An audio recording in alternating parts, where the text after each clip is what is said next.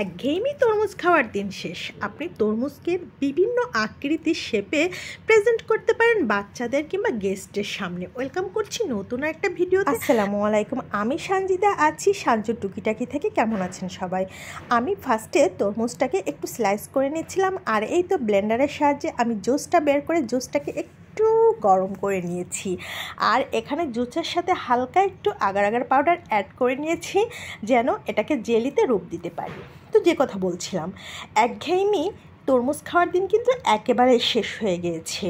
আপনি আপনার বাচ্চা কিংবা আত্মীয় স্বজন কোনো গেস্ট বাসায় আসলে তাদের সামনে তরমুজ দিয়ে ভিন্ন আইটেমের রেসিপি তৈরি করে তাদের সামনে প্রেজেন্ট করতে পারেন। আমি দুধের সাথে একটু আগার আগার পাউডার অ্যাড করে নিচ্ছি, যেন এটাও একটু জেলি ভাব চলে আসে।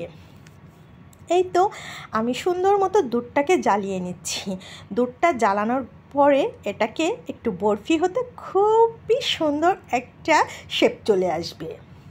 আর এই দুধটা জ্বালানো অবস্থায় আমি কিন্তু আগার আগার পাউডারটা অ্যাড করে নিয়েছি।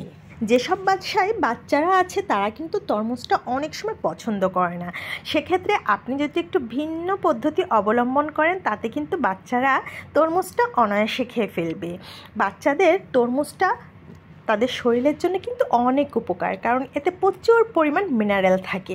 আর আমার এই যে তরমুজের জুসটা দিয়ে আমি যে বরফিটা করব সেটা অলরেডি ডান। আর আমি আমার পছন্দ মতো করে একটু স্লাইস করে নিয়েছি।